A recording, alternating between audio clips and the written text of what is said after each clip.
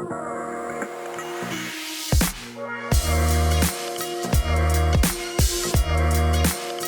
can see that we have made some fantastic progress over the last week or two here.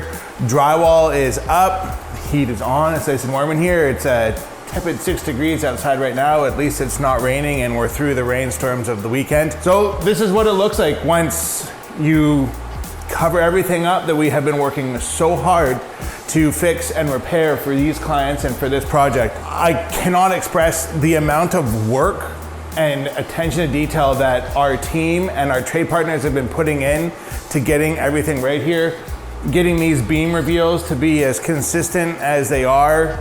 You know, it's roughly 2.5 inches the whole way across.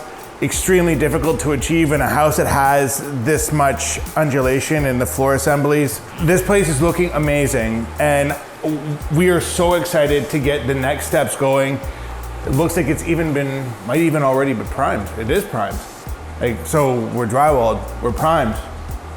We're ready for flooring and cabinets. The amount of changes that are gonna happen at this address over the next month or two is gonna be mind-boggling. I really invite you to stay tuned, keep watching, and thank you for watching.